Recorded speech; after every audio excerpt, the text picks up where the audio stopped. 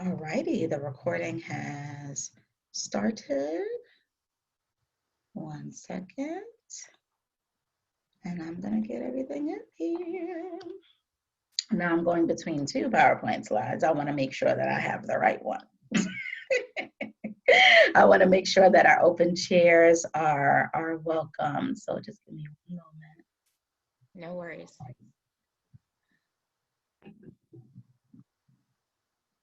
Okay, so Susan, if you want to go ahead and introduce our open chairs. Okay, great. All right, thank you so much, Dominique. And again, this is the Instructional Program and Course Approval Committee meeting. We're focusing on remote career services as part of our efforts to continue to develop our professional learning communities. And toward that effort, we have adopted a concept that Kathleen Caggiano-Sino, who is out of the, she's a VP for Human Resources at the Research Foundation, and she has this concept called the open chair. And her model that goes along with it is where there are two or more, there's an open chair. And Miss Luke, Miss Dominique Luke, who is facilitating this meeting, she was part of a graduate cohort this past semester of mentors that went through Kathleen Caggiano-Sino's mentorship group. And that's where I learned about this concept. And so what we do at SUNY UCOT is we invite open chairs to come and to observe. They participate, they may ask questions, you know, they're welcome guests. And after the meeting, we will debrief with them and ask them for their takeaways and their perspective about how we can move the work of the office forward. So it's great to have Lady Guevara here with us. She has been an open chair on a number of meetings. She's a Bronx POC alumna. Whenever I talk to her, she always has this excitement and joy about her. She is a leader among leaders. She often encourages other students and is always willing to talk about how people can get connected with services and programs, including at the EOC. And her motto is, one of her mottos is, life is about changes and dealing with what comes to you. So we appreciate her taking the time to join us today. We also have Mr. Lakeem Meadows. He is principal assistant at School 2 in Troy, New York. He's a fellow University of Albany alum. And one of his mottos is, be relentless when pursuing your goals. Don't let adversity stop you. He has a longstanding reputation in the community for the past 20, 25 years, being a servant leader, a statesman, and someone who's always about connecting people in the community with resources. We also welcome Ms. Sarah Wilson Sparrow. She's a project director at the SUNY Internship Office at SUNY Schenectady County Community College, SUNY Schenectady. And we welcome her, and she is a new colleague, and we're making connections with her office around how we can move the dial around apprenticeships. We appreciate Mr. Cassia Wilson for helping us establish the connection with that office. Last but definitely not least, we have Miss Alexa White. She is a teaching assistant on the special education department at Albany High School. She's also a University of Albany alum, and she is currently pursuing a dual degree in social studies and special education at the College of St. Rose. And her motto is, never stop trying. If you never try, you have never failed. Never stop trying. So we appreciate her being here today as well. And we also have Frank Cangiano from the DCJS, Division of Criminal Justice Services here. He has been working very closely with Mr. Kent Goldwire and the team on a reentry initiative to provide additional supports to those we serve. And so we welcome him as well. And I think you'll be seeing more of him during future meetings. So we're going to go right into our agenda, and I want to make sure that that I know we have Mr. Christopher Ellis on the line. He is my uplink in the Chancellor's office, and I just want to make sure that I'm being sensitive. We want to be sensitive to everyone's schedule, and Chris, if there's something that we need to move around on the schedule so that you present earlier on, please don't hesitate to let us know. We want to make sure that we're being, that we're all on the same page and being good colleagues here. So please don't hesitate to let us know. So we're going to move right into, as part of the agenda, we're going to talk about some data. We're going to do a data snapshot. We're focusing on employment outcomes, and I just want to thank Ocasio for helping us put together that, the data for that presentation, that part of the presentation. And the bulk of the time, we're going to hear from leaders in the field around career services best practices. And so we have representation from the Rochester EOC, and it's great to see so many directors here, including Dr. Marius on the line. And we also have a leader from the Bronx EOC, and I know Mr. Hector, the executive director of the Bronx EOC, is also on the line. And we have, we'll have representation from the Buffalo EOC with Mr. Frank Williams. So it's really great to have representation across the state. And we'll have a chance to, as part of our data snapshot, look at some labor market data, and then Dominique and I will have a chance to talk about next steps in future committee meetings. So we're going to go right into the data snapshot. I'm going to keep an eye on the chat. I also have my cell phone. My UCOD colleagues, appreciate you being on the line as well. And in case I need to pivot, I'm gonna have an eye on all those. So feel free to chat me or text me if there's anything that I might be missing. I also want to make sure that I don't give short shrift to the Attain team that we have here. We have Mr. Julio Olasola, who's the project manager, and also Ms. Karen White, who's one of our statewide coordinators and a senior site supervisor. So we're going to be hearing about remote services from Attain as well. All right, so SUNY UCOD data snapshot. So as those of you who are familiar with the SUNY UCAWD EOC guidelines, a big part of our mission is to make sure that we're providing programming that allows our students to connect with employers. And as an office, we're having additional internal conversations around what that might look like. And so one of our open chairs, Lady Guevara, she represented the Bronx EOC as part of our SUNY UCAWD first ever virtual commencement ceremony. And as part of that ceremony, we had a student roundtable, and Mr. Christopher Ellis and Mr. Dan Murphy, who's also on the call, one of our SUNY UCAWD colleagues, they were at the head of pulling that together. And as part of the roundtable, one of the participants from Dr.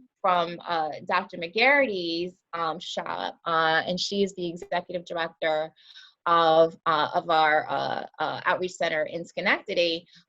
She talked about through making a connection through Dr. McGarrity's shop to work in a construction field as I believe she's an assistant or a deputy superintendent, and making nearly $50 an hour.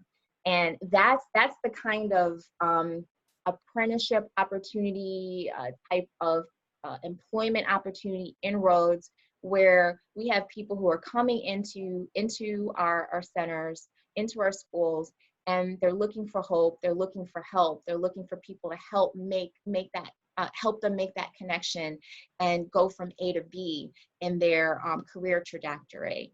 And that's just, I mean, there's so many stories that we could share, and won't have enough time during this short period of time that we're here with you today.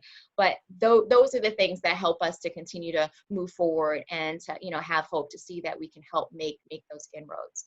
So across the system, and I'll just move to the next slide, just to give you a data snapshot of what we've been doing over the past 5 years or so in terms of employment placements. And this is a snapshot, so it's not year-over-year data from the beginning of of the academic year, which would be from July 1st through May 1st. So we just did that data snapshot. So it's not a full year. You're not seeing full year totals, but you're seeing a portion of it.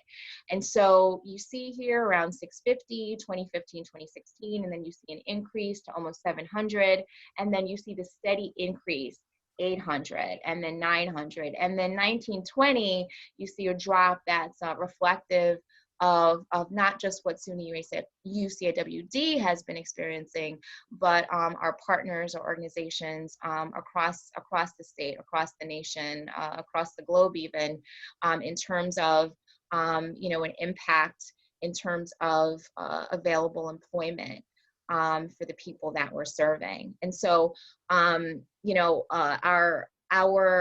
director of our office, our associate provost, Lisa McKay, her leadership, one of the things I really appreciate about her leadership is encouraging us and reminding us that we're all tied one to another. And as part of being tied one to another, we have this 50-year history at SUNY UCAWD of doing what we can do, building on the social capital, the social wealth, the partnerships that we have to see what we can do, what each of us can do to continue to make inroads for our students and on behalf of the community that we serve. And toward that end, I'm going to pass it over to Mr. Goldwire and the work that he's been doing at the helm. I mentioned the reentry initiative. I also mentioned the, I don't think I had a chance to mention the male initiative piece that he's a very focal piece that he's going to talk about. I'm also going to hand it over as part of the segment to our Attain team. I mentioned Mr. Julio Esola, who's on the line as well, and Ms. Karen Wyke, and they'll be talking about the remote intake process. And so toward that end, I'm just going to hand it over to Julio, and he'll have a chance to hand it over to Mr. Goldwire. Thank you, Dr. Perkins. So good morning. Good morning to everyone here. I think I've met most of the folks here online this morning. If I haven't had the pleasure of meeting you, nice to meet you. I'm also here with Karen Wyke, my fellow team member. I believe she works with several of your Attain staff at several of your locations. I know Bronx EOC is one, North Bronx, and Capital District EOC are a few of the sites that she's worked with. So she'll be going over just a few things on the self-intake web application, as Dr. Perkins introduced. What I want to do just real quickly is just introduce what the self-intake web app is for some of you who may not know. Back in March, when the shutdown did occur, with Attain, we went remote in terms of all of our resources. So as some of you may know, Attain has Aztec, Edmentum, Rosetta Stone, and Certiport resources. And right away, and back in March, we took away the licensing in the sense of making those resources only available via the Attain Lab. That's how traditionally we have operated. But when the shutdown occurred, we saw that the remote access was going to be a long-term plan. So what we did was we removed the restrictions and we made all the resources remote. So that took care of several of our current Attain participants or EOC students. But what we did encounter was how were we going to enroll brand new participants or brand new students who were interested in Attain. So through the help and through the collaboration of our vendor, who's ISI, who some of you may know, we developed a new self-intake web application, and we went live relatively quickly. The moment that we were able to create the database through our LMS that we've been developing over some time, and we've gotten it off to a good start since March and April, which is fortunately and unfortunately a silver lining amidst everything that's been going on with the shutdown and the pandemic globally. So. Just real quick, in terms of the process of how that self-intake web application occurs or happens is, you take a look at the PowerPoint here. The first piece is the application is submitted by participants, via the Attain Lab local website. So each of your lab locations, they have a local website that Attain staff maintains, and the application is submitted through the local website. Once the online application form is submitted, Attain staff is then notified via an email that that application has been submitted. The application form does include certain required fields, and the required fields are real basic contact information, first name, last name, zip code, in order to fulfill the application process. But one piece that we did add onto the application form was if the participant had a computer and internet at home.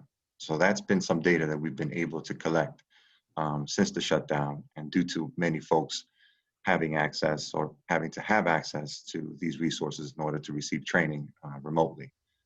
So I'll be sharing some of what that data outcome has looked like since March shortly. In the notification, you also, as I mentioned, you have contact information and if applicant has been previously enrolled in Attain. So that helps quite a bit of our Attain staff on a local level to understand if the participant is currently an Attain member or if they have been an Attain member at another location. So that's been some of the data that we've been requiring participants to submit as part of the application process.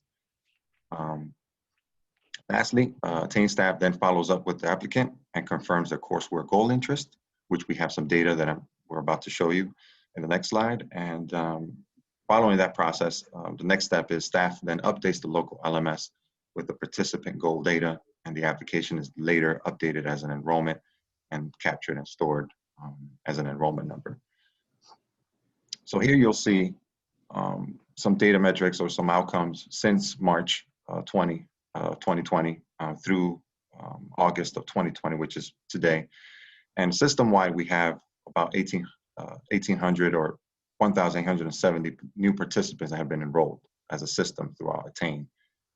737 of those have been at EOC-based locations or lab locations. So participants that have gone through the local website at the EOC-based labs, we have about 737 of those participants that have, or applications that have been submitted through the local website at the EOC locations.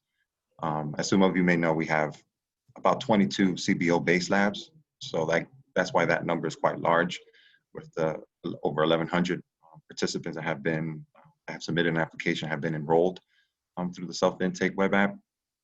Your average enrollment per location system-wide is about 53 enrollments. EOC-based 57 enrollments, so it's quite a little bit higher. And at the CBO level is about 52 enrollment per location at the CBO level. The primary course interest system-wide is the career and technical education field, which actually matches pretty well with this morning's meeting.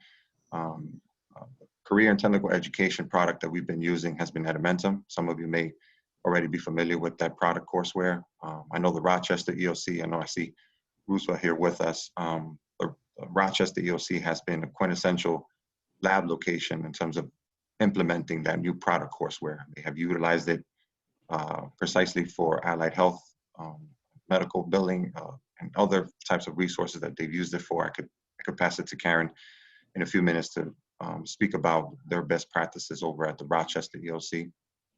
But I know at the CBO level, as you can see here, you have 70% of the courseware interest has been focused on digital literacy and IT, which makes sense. And within Attain, a lot of folks come in for MOS and MTA and basic digital literacy practices. So that has continued in some level, particularly at the CBO level.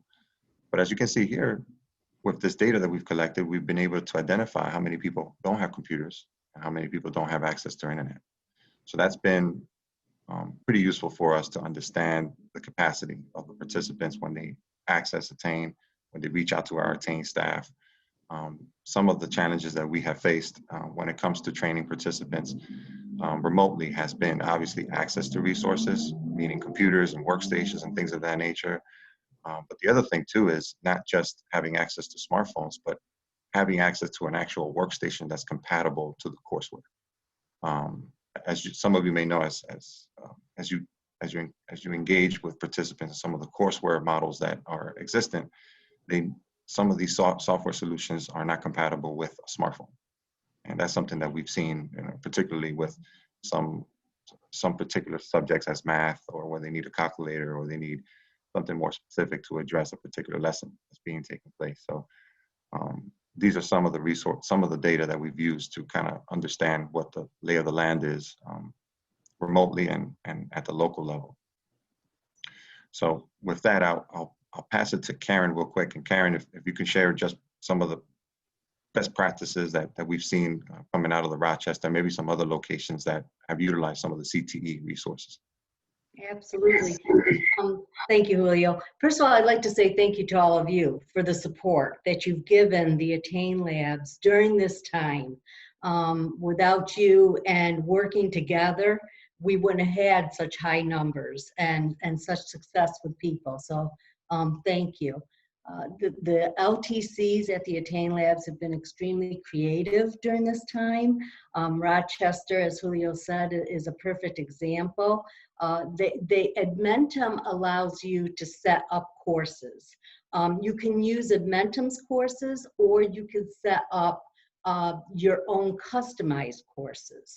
And what some of the LTCs have done, and in particular Rochester has set this model, is work with the instructors in the EOCs to set up courses that make more sense. So they have customized Edmentum courses, and they have been so very successful in doing so.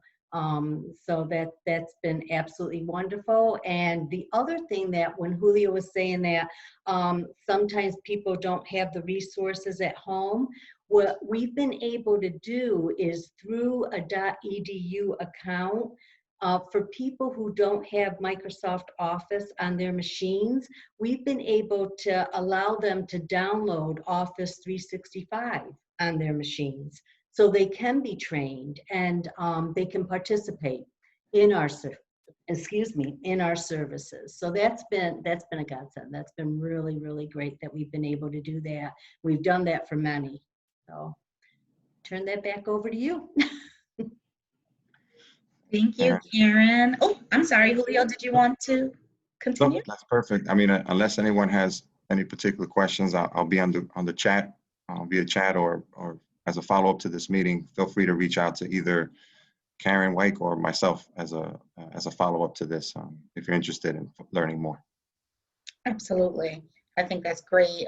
All the information that you're sharing, especially when it lends to the training that our Attain participants and EOC students need when it comes to employment placement. Great. I want to pass it over to Mr. Kent Goldwire, who's going to discuss some information as it pertains to the reentry program. Mr. Goldwire. Thanks, Dominique. Can everyone hear me okay? Yes, we can. All right, thanks. I first of all appreciate everyone joining us this morning for this Zoom meeting, or as we like to refer to it as the Hollywood Squares. As Dr. Perkins said earlier today, I provide technical support for two strategic initiatives that our Associate Provost, Ms. Lisa McKay, has deemed very, very important and key to the overall sustainability for the EOCs. And I'll just briefly summarize some of the activities involved with both initiatives. The MAIL initiative, which is headed up by two of our EOC executive directors, Mr. Anthony Watson at the Manhattan EOC and Mr. Tim Penix at the Syracuse EOC. The newly created Reentry Initiative is headed up by Ms. Kyria Ali, who you saw earlier Zoom bomb our meeting. She's on another call. And also Mr. Durant, who I believe is joining us this morning. So Yes, first, sir. let me just can you hear me okay? Yes, we can hear you. I think Mitch was trying to say something. All right, Mitch, mute your phone. First of all, let me just summarize some of our current activities with the MAIL Initiatives Committee.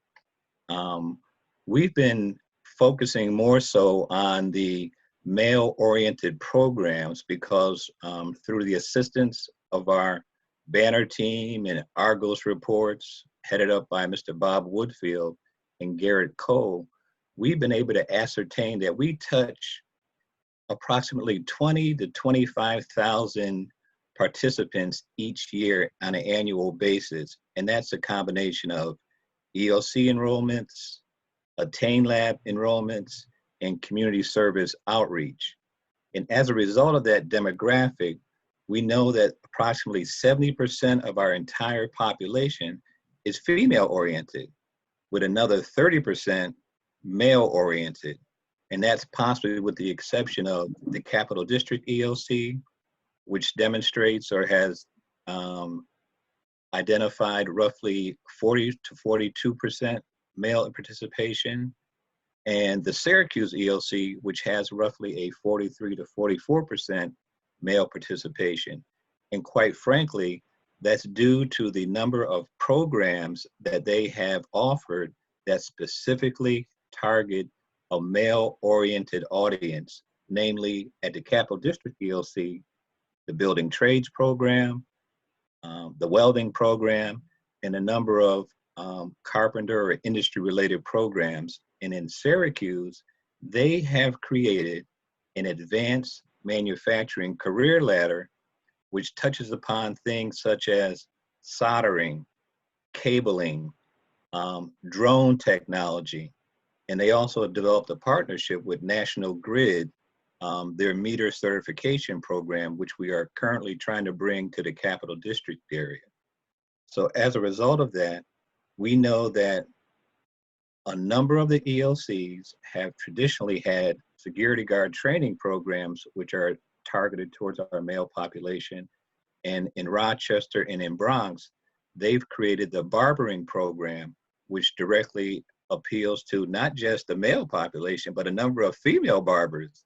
And those of you who have participated in our Black and Hispanic caucus meetings that we have annually in February, you've noticed that there's a good diversity and mix of male and female barbers that come to Albany and demonstrate and highlight that program skill set.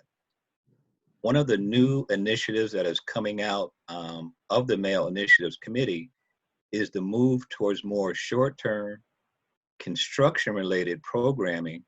And a number of you have adopted the new OSHA training program, OSHA 10 and OSHA 30.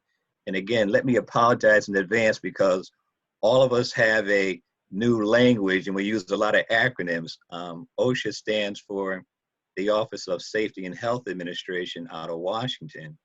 And OSHA 10 is the entry-level career ladder for construction training. And OSHA 30 is the advanced or supervisory level in the construction industry. One of the things that we're trying to encourage all the ELCs is to look at male-oriented programming that are offered on a more short-term basis for things like asbestos, lead removal, flagging. These are some of the other OSHA training programs that are available. And we're also looking at, I think out in Western New York in Buffalo, they're looking at an advanced manufacturing curriculum that they will be offering right there at the ELC. So we want to continue those efforts in developing more short-term programs targeted toward males, because we know that's a potential growth area. And another initiative which I have been focusing on is new partnerships. We are currently working with the Department of Transportation, who has a heavy highway construction training program, which of course has been halted due to the pandemic and not being able to have either direct classroom training or hands-on training in the construction field, as well as I mentioned earlier, the National Grid meter repair certification program, which currently operates in Syracuse, and we're thinking of bringing that program down to Capital District once the pandemic is resolved or under control.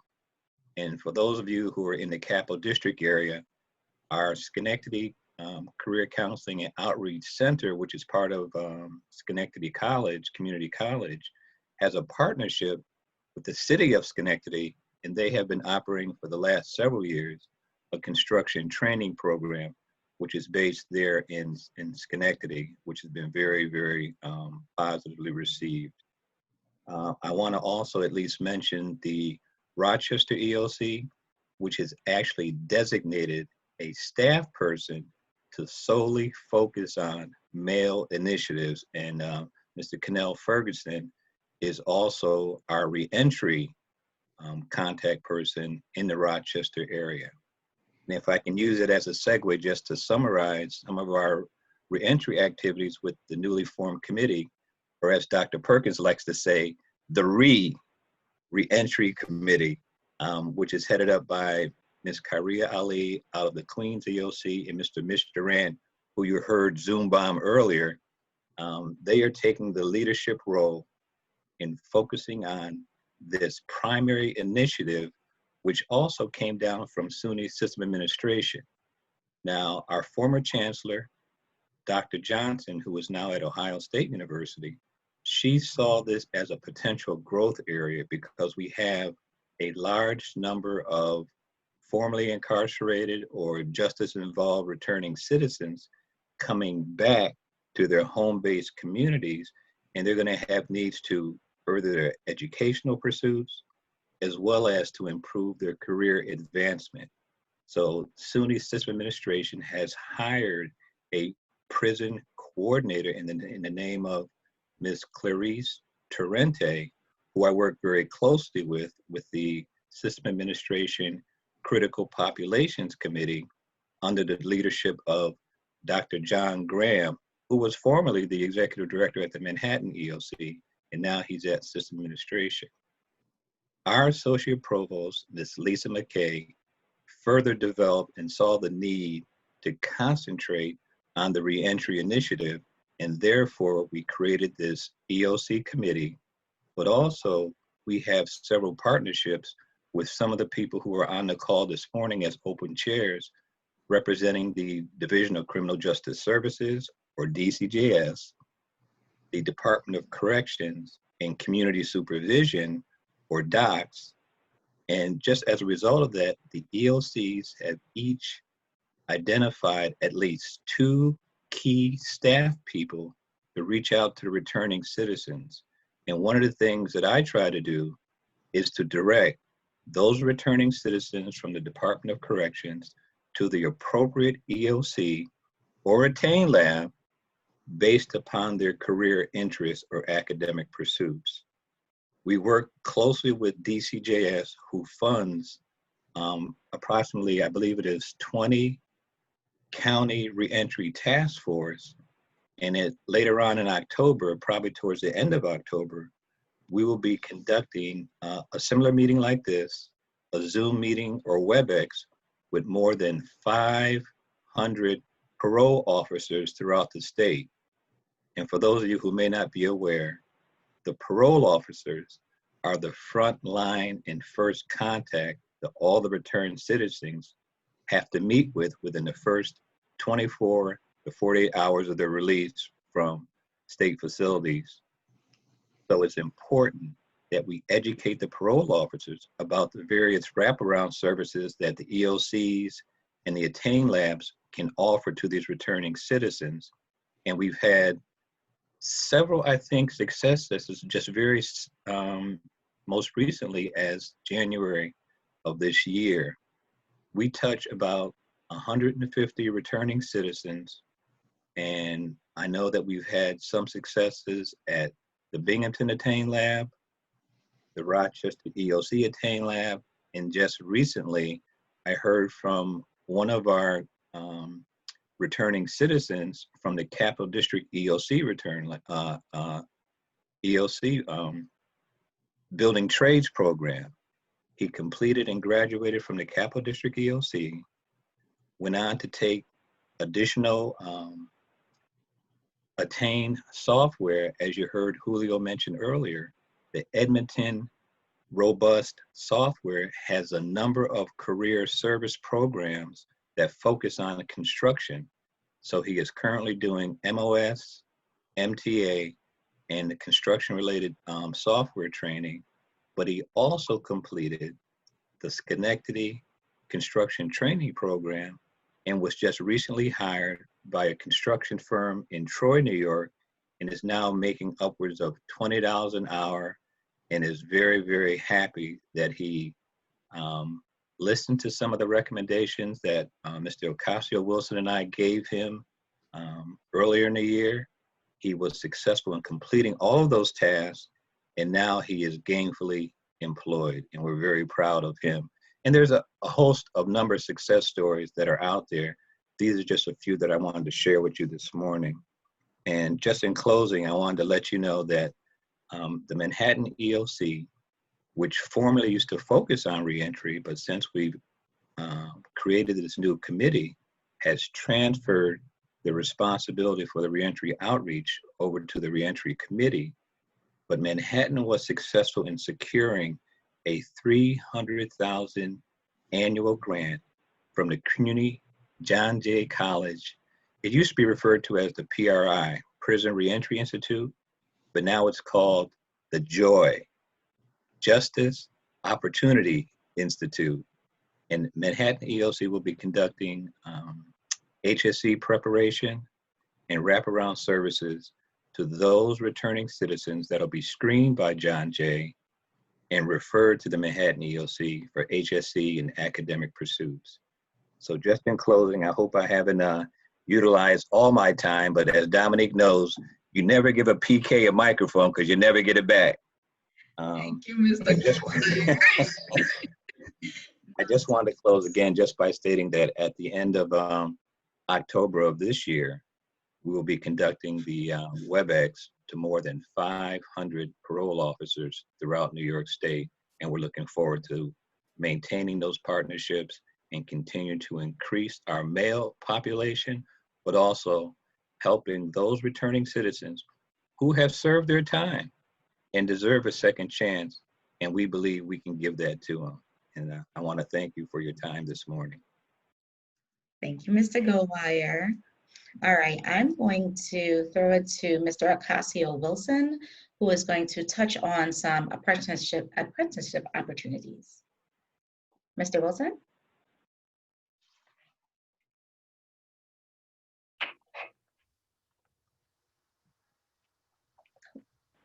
Let me make sure I didn't lose him now.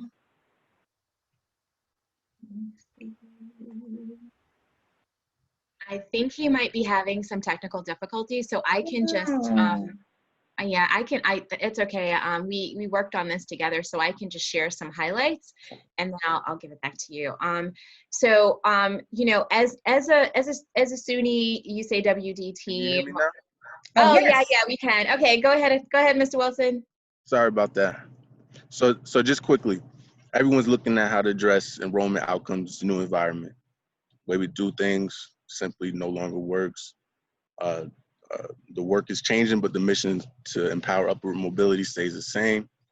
So as we continuously look at these new and innovative ways to meet our students' needs, employment and income become even a more predominant role in everything. Apprenticeships offer an opportunity for our students to continue to build these relationships with employers and strengthen their experiences in their chosen industry. The data from the employment shows that students are being placed in both academic and vocational programs. So as we look at the data and we look at ways of evaluating programming, encourage you to look at pre-apprenticeships as well as apprenticeships. Pre-apprenticeships, as you can probably surmise, leads to the apprenticeship. However, there's a lot of flexibility in how we can administer the pre-apprenticeships and how the academic programming can lead into the vocational programming. You know, there's a lot of innovative examples. I'm thinking of Long Island in particular with the IBEST model for the allied health programming that comes to mind in terms of integrating the academic side of things with the vocational side of things. And in our conversations with the SUNY apprenticeship folks, it's clear that the established apprenticeship titles are driven by the employers and their needs and the particular geography. So with that being said, you know, this is a great opportunity for students to not only get this closer relationship in their industry, but also stipends, you know, up to $500 for the pre-apprenticeships, up to $5,000 for the apprenticeships. You know, for a lot of our students, we know that money talks. Having said that, it could be considered a part of a strategy to boost enrollment and outcomes, you know, incorporating these apprenticeship type of angle to our existing program and even new programming. So I'll leave it there. And we look forward to sharing more information around the apprenticeship program and maybe even supporting a pilot or any center that wants to begin this conversation about implementation of this this exciting opportunity. Thank you. Nice. Thank you, Mr. Wilson. Thank you for sharing that. I can't see the chat because I'm sharing, so I'm hoping there's some conversation brewing about this. And of course, I'm sure we'll have more information to share and some interest that may come from the field. So thank you for that. So next, we are going to move on to career services best practices. As Dr. Perkins stated earlier, there are some EOC leaders that we're going to be passing this off to. I just took some information from a discussion that Keith from Rochester, Frank from the Bronx EOC, and Frank from the Buffalo EOC, they had a conversation around remote career services and some best practices. I'll be sharing that document after this meeting. So a couple of things I put on this slide for them to discuss. So Frank squared and Keith, you have the floor. If my colleagues don't mind, I wouldn't mind jumping in first. Just kind of saying how this all came about. I think initially I'm newer to EOC, so I've been here maybe about 1.5 years, and my role as Director of Student Support Services, I supervise the enrollment as well as career services. And as you saw from the data, we were definitely part of one of those centers that did not have a great year with regards to placement. And in doing that, opposed to trying to reinvent the wheel and scratching my head and figuring out how to do that, Susan and Garrett and Dominique all started to help out with regards to put me in touch with some other centers. And that really started the conversation. I also reached out to Syracuse, but when Frank and Keith and I got together, we definitely had a great meeting, had a lot of good synergy going on in regards to what works and what they have implemented in their career services areas that helps them. And for Buffalo, it's pretty much we had to restructure, had a lot of turnover with regards to staff.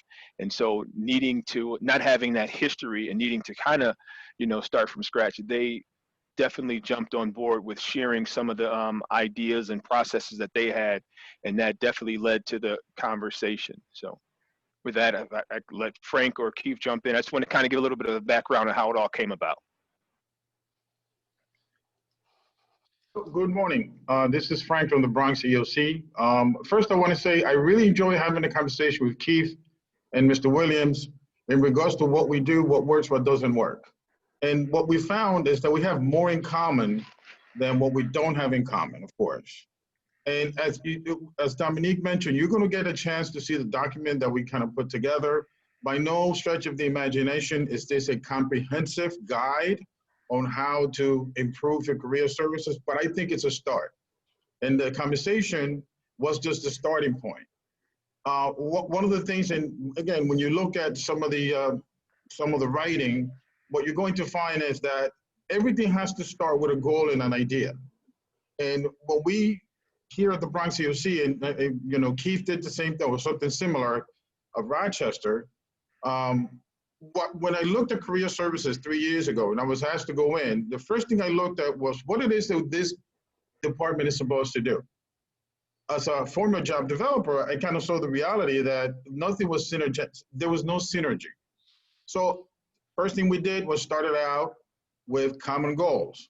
all career services advisors, as well as job developers, which are the same for us, they have similar goals for the year.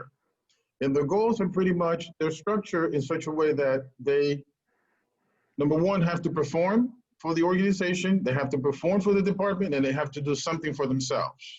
So we took with the then Associate Director of Student Services, who was Alex Arkafo, we came up with a plan. And the plan was, let's look at the CIP, the Continuous Improvement Plan. What is it that we as a center are supposed to do? One of the things we noticed is that we're supposed to be at 55 to 60%, forgive me if I don't remember the number exactly, placements of the cohorts. Now, we know cohorts are very different upstate as well as downstate. We basically looked at the calendar year, January to December.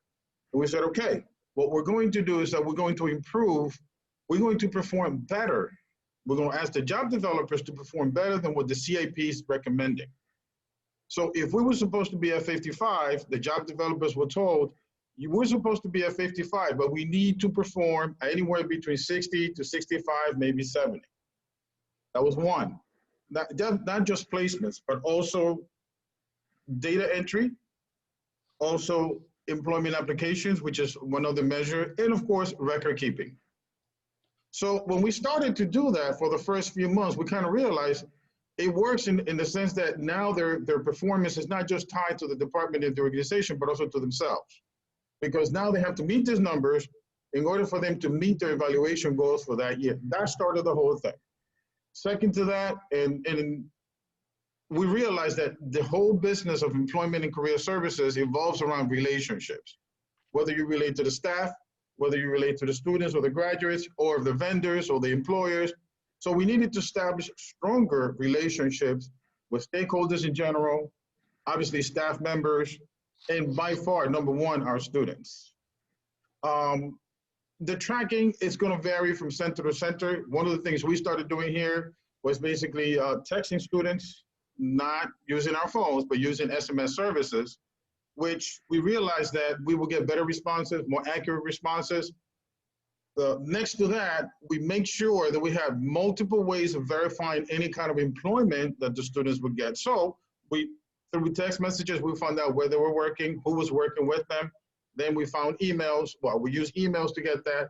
We had all the students sign a verification waiver form ahead of time so that we can request information from their employers, from themselves, or agencies in general after they started working. So when we put everything together, a year later, we kind of realized the numbers have not just gone up. We've also helped in retention, because now by interacting with the students a little bit more, by developing better relationships, communicating with them, and having the career services staff performing in a very specific direction, all the numbers went up. Now, that's just my experience here at the Bronx EOC. Keith has a wonderful system, and Keith, if you don't mind, please tell us. Thank you, Frank and Frank. It's been a pleasure working with you both. I appreciate you both more than you know. So I'm going to break it down as simply as I can, although there's so many moving parts to this. So anybody that has any questions or would like to see some specific documents, please let me know. I can share those at a later time. There's three big things. I think Frank just hit them. One is data collection, two is tracking and reporting, and three is communication. You hit 1, 2, and 3, you're going to hit your goals and exceed them. Now, within those three, and Frank again said it very well, the first thing we use is called a strategic communication plan. I'm not going to get too in depth because it's pretty detail oriented. Yes, it is. It is, right? I'll give you an idea. The concept of it is to track every date, every class, every visit, every advisor, every outcome, each session, every single time we visit a class. It could be myself, my career advisor, the SNAP coordinator, whomever. We also include in there, I'm a numbers guy because I believe data tells a story. So I track every placement, every week, every day. We track certifications by day, week, and month. We track all our events, advertising, marketing activities, SNAP and HPOG activity. All our enrolled students are there, as well as our employer database. So anybody on this team can jump into that spreadsheet on any given day, know what our placement rate is, know what classes have been visited, what activities occurred on that day in that classroom, where we are to our goal, in any one of those categories and what needs to be done to achieve our desired outcome. That's all part of one massive spreadsheet. That's, if you'd like to see it, let me know and I can gladly share that with you. The other blessing that we have, well, let me first and foremost mention the wonderful director that we have that gives me the permission, the ability, and the resources to do these things. So thank you, Dr. Marius. The other big thing is a student portal. Last year we created on our website, you can access that yourself on the REOC website. If you navigate to the career services page, you'll see a student portal. That is in essence a resume bank. It's an Indeed.com in-house for REOC for our students and community members. The nice thing about that page is, in general, it allows our staff, our students, and our employers and community partners to kind of all engage in the same spot. So whether it's employers checking into the resume bank with their password to pick up some of our graduates or current students for employment opportunities, whether it's our students looking on the page for current employment listings or to post their resume, or to click on our picture to schedule an appointment for a counseling session. That's a nice one-stop shop with all the available resources for staff, students, and employers and community partners. Well, we're really excited. So there's 4 things I told you. There's 3. Remember the big 3 was data collection, tracking and reporting, and communication. So we talked about the data collection, the tracking and reporting. That's Banner, Argo, Strategic Communication Plan. The student portal is part of the communication piece. What we're really, really, really excited about, we're about to launch. I have the best career job placement coordinator in the whole United States, Ms. Sonia Haynes, assisted us in creating a brand new Blackboard shell.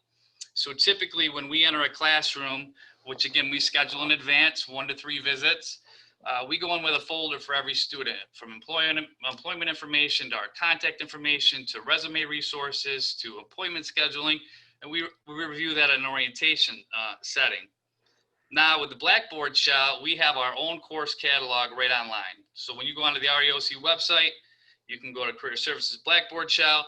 Students can get how-to videos, resume development, interview prep, you name it. All the resources are there. All the paperwork that we would have them compile. There's of course self-employment reporting forms, links to career resources all over the web and all over the world. So we're really, really super excited about that. Again, that's another online resource that fortunately for the great people I have the opportunity to work with are always thinking a step ahead of the game. So given the current circumstances that we find ourselves in with COVID and the uncertainty of in-building operations, we have those online resources. One other thing that we did recently develop in alignment with that is a student workstation. So for example, in our location, we work staggered hours in building, staggered hours telecommute. We have 2 cubicles set up for student workstations, live with cameras and Zoom capabilities. So for example, if a student wants to come in on a Wednesday and see Mr. K and I'm not here, they can just get on the computer and we can have a Zoom session live one-on-one. So if they don't have the resources at home, or if I'm not here or another advisor isn't here, we still have that opportunity to directly communicate.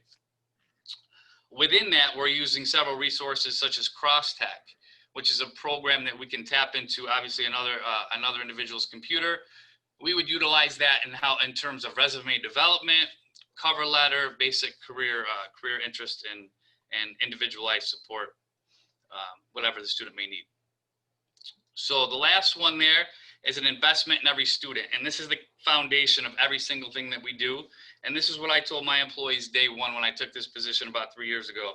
I said, no matter what we do, no matter how we do it, it will be meaningless if you don't show and demonstrate a compassion and a caring for every single individual you interact with. And I believe wholeheartedly that regardless of the communication plans or the student portal or the Blackboard shell, I believe our success is truly driven from the fact that students are well aware how much we care about them, how much we appreciate them, and they see how hard we're going to work for them.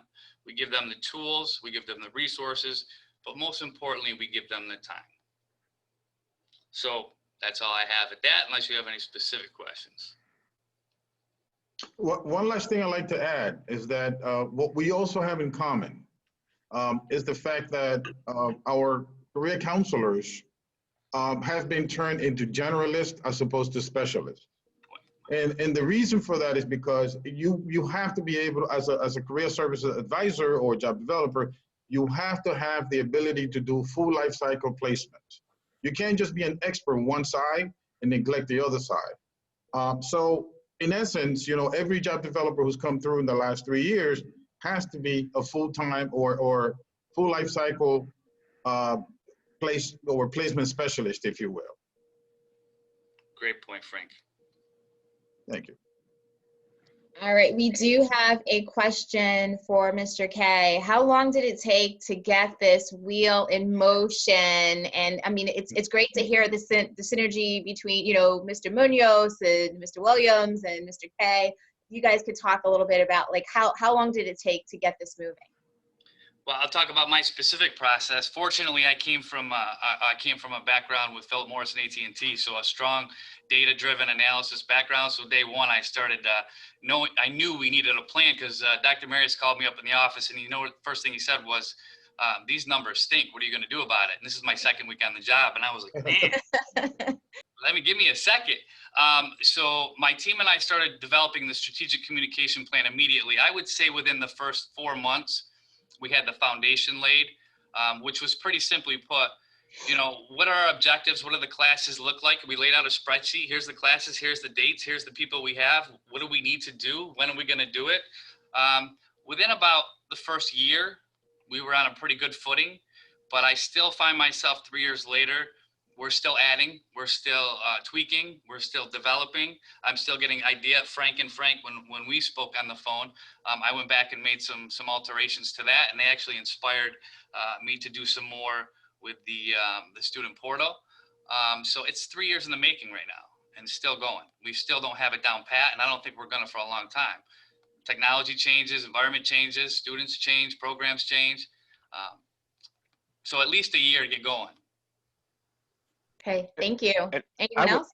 I would also just add, you know, not just with career, we're talking about career services now, but in every aspect. One of the things I kind of bring with me from my different experiences in higher ed was to, you know, mini handling light work and not always try to figure it out yourself.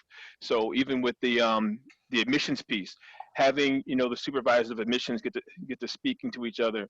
I know we had a issue or a glitch with our online open house. However, you know, when we first started doing that, we saw Long Island was doing a great job of theirs. So let's reach out to Long Island and see how they were doing that. So in some regards, you know, we can help each other out. I mean, we're larger and work better as a system than trying to figure it all out sometimes. So I think it's also being able to call on your colleagues. And what I found with calling on my colleagues is that this was a great synergy. And since then, I think, you know, we've spoken numerous times, you know, being able to call up, have a question, email, go back and forth. And you need that when you're trying to build, so that when you talk about, and Keith mentions 3 years in the making, you know, unfortunately he did all the work for us, but now we can get some help and maybe it only takes us a year.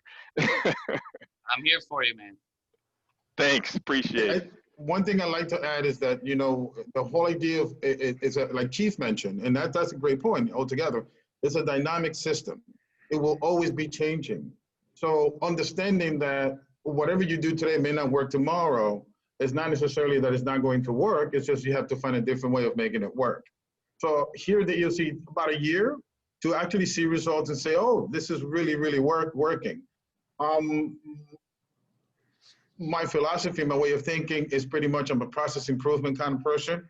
So I look at Six Sigma, I look at Lean Six Sigma, I look at Scrums, I look at different systems to see how can I implement this to the fastest and most efficient way, as well as improve whatever it is that we do. And if you hear Keith, he does the same thing. He just doesn't call it that, but it's the same thing. It really, really is. It's process improvement. The number one thing is being comfortable with the fact that it will never be comfortable. So I think that once you understand that this is going to be dynamic throughout the whole year or 3 years, it may take another 3 years to get there. But guess what? Once you figure it out, you have to do it all over again. Love that. Love that. Being comfortable with the change. And I mean, that's what we ask of our students as well, right? And here we have an opportunity to model that. Thank you so much, Mr. Munoz. And the team there, great presentation. There's another comment in the chat. At Brooklyn EOC, we're developing a career services presence using Schoology. We have the ability to create a shell. I would like to look at the Rochester EOC shell to use it as an example. And then she asked, can the career services best practices shared here be placed in Basecamp? And yes, yes, and yes. And Dr. Thomas also just wanted to mention that during a previous meeting of this kind, that you had recommended that we look at centrally creating a space for an advisory committee that would span across the EOCs. And that's what I'm hearing here. You know, Mr. Munoz, when you're talking about process improvement, you know, Mr. Williams about, hey, you know, why recreate the wheel? You know, Mr. K, like, hey, you know, Dr. Marius is like, what are we gonna do, right? Every executive director, you know, it's the same thing. How can we continually improve? And at UCOD, you know, as a central office team, you know, we have the benefit of knowing that if you want to find out how to be like in the top 3 Attain lab, you know, year after year, go talk to Mr. Duran, you know, and you know, talk to them about how they do what they do. You want to find out about how you can create an EOC where you have the governor's office and his team wanting to come and see what you do and speak from there. Go talk to Dr. Marius. You know, you want to find out about, you know, ESOL and capturing those tape outcomes. You know, go talk to Dr. Gaines and the Westchester EOC. I mean, and it goes on and on. We could continue on. Every EOC, every outreach center has a strength and ways for us to, you know, capture that synergy is what we're looking at doing more. And actually this time has afforded us additional opportunities to do that. All right, I think that's it for the chat, Miss Luke. I'm gonna hand it back over to you. Sure. That conversation was excellent. Oh, there's an echo. Well, okay. All right. That conversation was excellent. I had a career services hat on for 6 years in my previous life. So I know everything that Frank Squared and Keith are mentioning. You are spot on. It takes a lot of work, but Keith's specific point of having the care and compassion that wraps around everything about the business aspect of it, trying to pull everything together with all of these best practices that are listed here. We really need to preach that. And that is, as our associate provost says, Lisa McKay, that is the secret sauce, right? That's what the EOC provides. So thank you for mentioning that, Keith. That's definitely the icing of the cake when it comes to career services. So I'm going to move on to Mr. Ellis. I hope you are still on. He is looking to discuss more when it comes to employment verification. Mr. Ellis? Hey, Dominic. Good morning, everybody. I'll try to get through this as quickly as possible. There are really 2 pieces that I'm looking at, and both of them are to drive results for our system, our unique network of EOCs and Attain labs. As budgets become tighter, the scrutiny on our work and our programs will increase as resources will become just more scarce. So I think we really have to look at some of the new tools and organizations that are popping up to fulfill what they perceive as industry needs. And in my new role, I've seen a lot of meeting in the middle on gray space that has been created with corporate entities that are now stepping into the education and workforce development space. So just some new insights. Dom, do I have the ability to share screen? Yes, you do. You cannot start screen share while other participants are sharing. So you gotta Oh, let go. let me let it go. You are in the clear. Thank you. Let's go to screen number.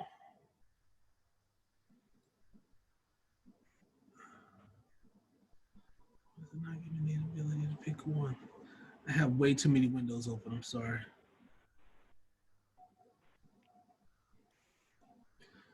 All right.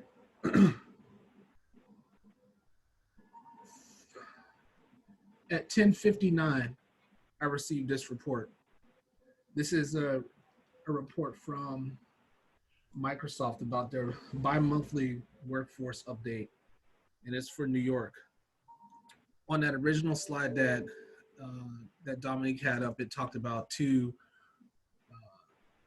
tools from organizations called Burning Glass and MZ. MZ is a part of the Strata network, which has a host of other applications and software tools.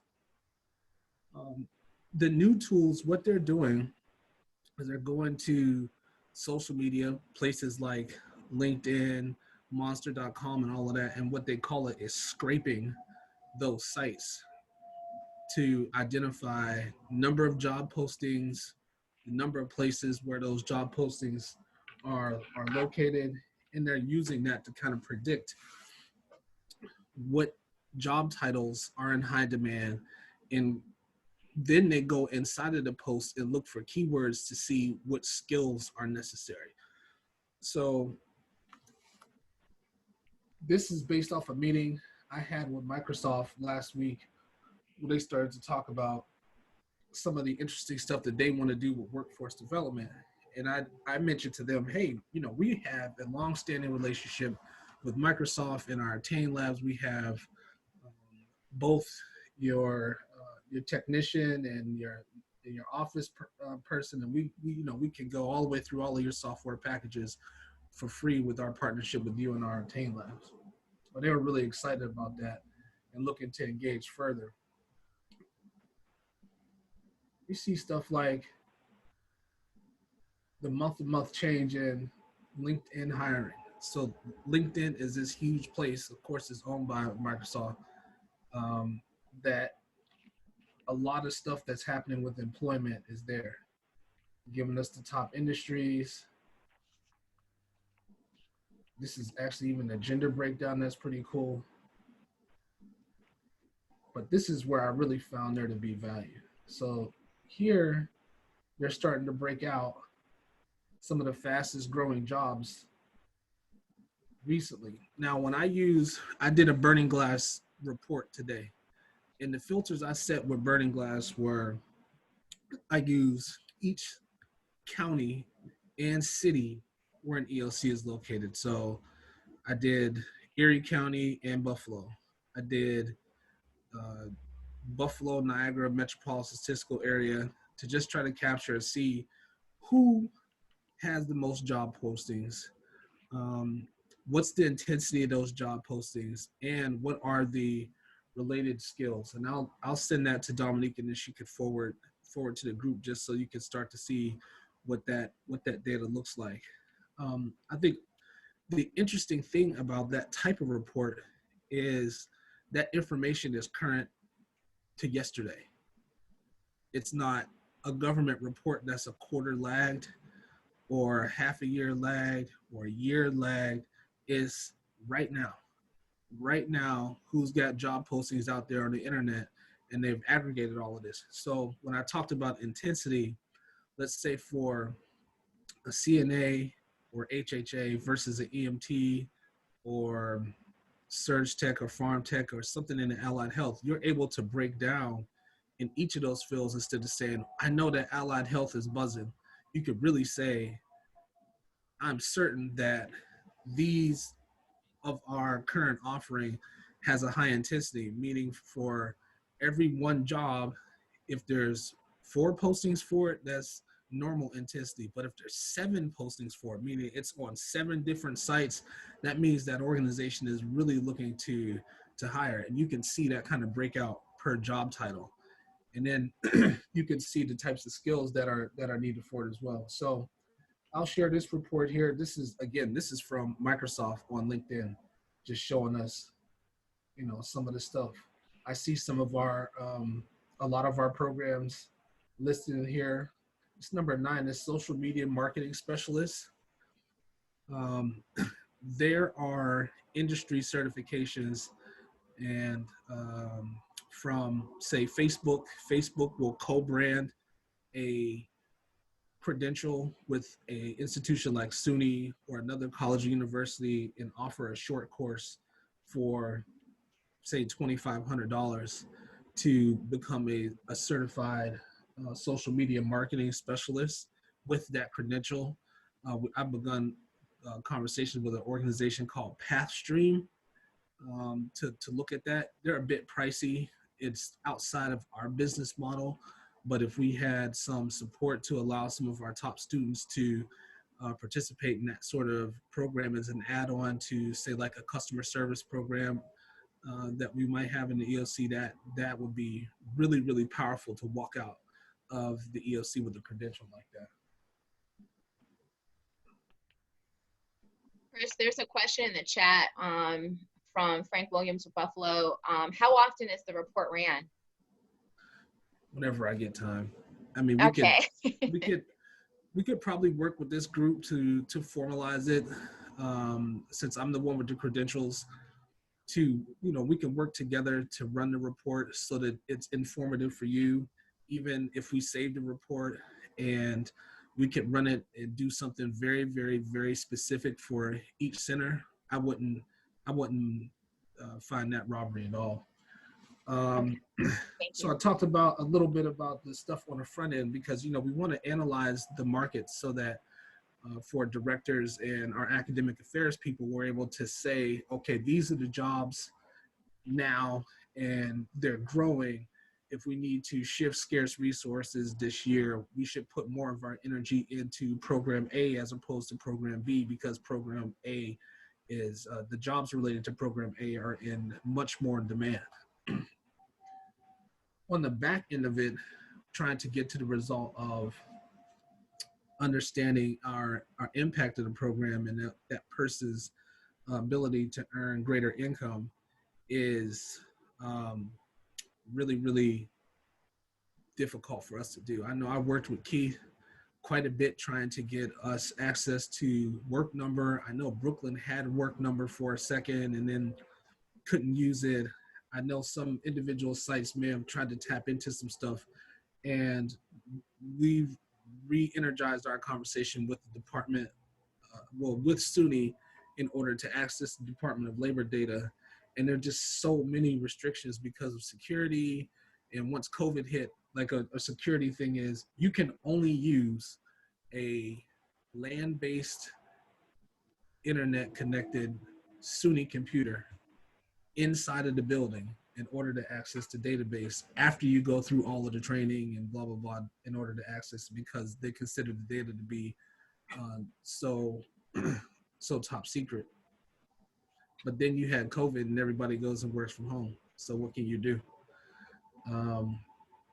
We hope to get that information because, like most SUNY programs, we want to be able to make the statement that this is how great of an impact we're having with our programs on the New York State economy.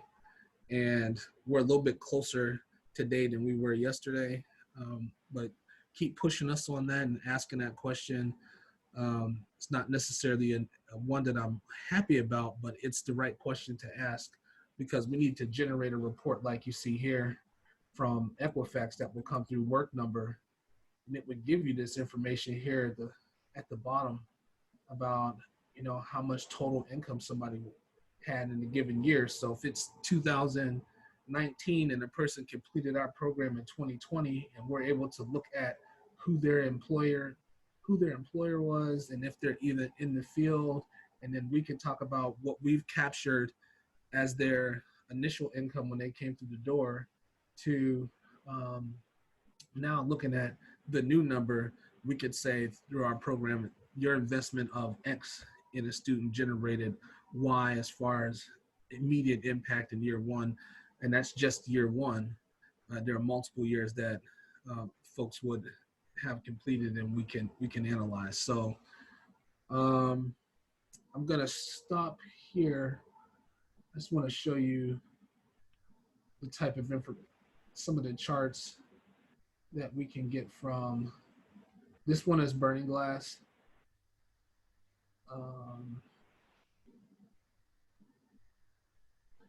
Those are the filters at the top. Sort types of careers. This one I think I did for a lot of the actual programs that we ran. I was aspirational looking at some of our civil service ones. So I did like police officer and firefighter because I know we had those types of things going on. So I'll stop here and ask any questions. I'm getting a call from my boss. So I'll be right back.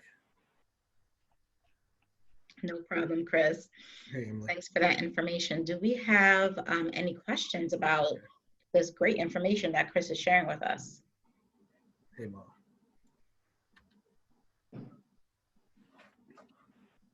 Dominique, I don't see additional questions in the chat at this time. Okay, no worries. He is, oh, and he stopped sharing his screen, so I can go right ahead and pop mine back in. Hold on one moment. And then we'll get to what I believe is our last slide. So we discussed a lot today. We went over a data snapshot of the EOC system. We also discussed some great information about the attain and enrollment and how that can weave in to the qualifications that we have for our EOC students. Mr. Goldwire went over the importance of the reentry population and the male population and what we're doing for our programming. Of course, we had a wonderful think tank conversation from Frank M. and Frank W. and Keith, so we're very grateful for that information. I'll be following it up with Keith on that spreadsheet to see if we can get that. I saw that there was some interest in the chat from acquiring that document. And then Chris has some information to share with us as well. So after this meeting, hopefully either today or tomorrow, you will receive that information as well as this PowerPoint and the document that Frank Squared and Keith put together from their previous conversation. So if you have any additional questions, please feel free to reach out to me or Dr. Perkins, and or if you have if you want an opportunity to continue this type of a conversation, please let us know as well. We would like to create a space for individuals throughout the system to discuss this topic if you choose to continue. Was there something in the chat, Susan? There was some chat regarding the fee for the report, and so I just wanted to let folks know that that SUNY UCAWD is looking at a way to alleviate any fees for centers, so that there is a fee, but we don't want to pass that on to you. So we're trying to work to figure that out. So more to follow. Oh, that would be great. Yeah, we're hopeful. We're very hopeful. And I just wanted to add before we close, I just wanted to thank Dominique for pitching this idea. This has been really, really great. Thank you to all of the open chairs and everyone who presented.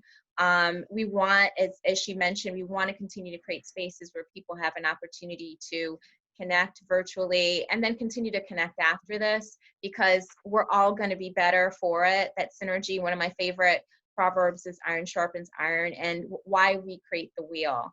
So more to follow regarding that. Kudos again to the Attain team, 300 plus enrollments averaging a month. We're looking for that to continue to grow. So please continue to reach out to Mr. Olasola and Ms. White around information around the remote services that are available. And also Acasio's great pitch about the pre-apprenticeship. If you yes. I know he went through that pretty quickly, but if you have any questions, please feel free to reach out to us so we can continue that part of the conversation as well. No, thank you. Thank you for that reminder.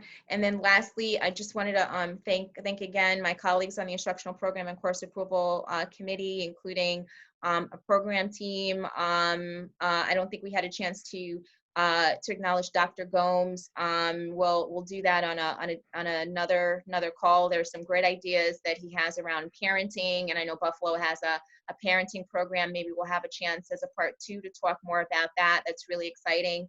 Thank you to the IT team run by Mr. Woodfield. We're all trying to work together with finance to figure out how to fast track program approval. So as Mr. Ellis shared, if you want to modify your program, you know, we're here to work with you. Per the current guidelines, all you need to do is just write up a rationale around what you're doing and just send it into your liaison, and we can fast track that through in days. So quote me on that. This is recorded. Yes, Susan said days. We'll work with you to get it done. We just need to make sure that you're giving us the right information. All right, I'm feeling the hook from Miss Luke, so I'm gonna you know, we are conscious of everyone's time. I saw that there was a question from Brooklyn EOC about cost, and Ocasio did provide an answer for that, that is available federal funds for those types of opportunities. So after this call, please feel free, shoot us an email. We're here. We are working, although remotely, we are here to answer any questions you have. So I appreciate everyone's time. 11:30 on the dot. Wonderful. Oh, not a question. Oh, all right. Thanks, Frank from DCJS. He'd like to continue these conversations in the future. Wonderful. And we would love to invite you to these conversations also. So thank you all. I appreciate all of your time, and you have a wonderful rest of your day. Bye, everyone. Take care. Bye-bye.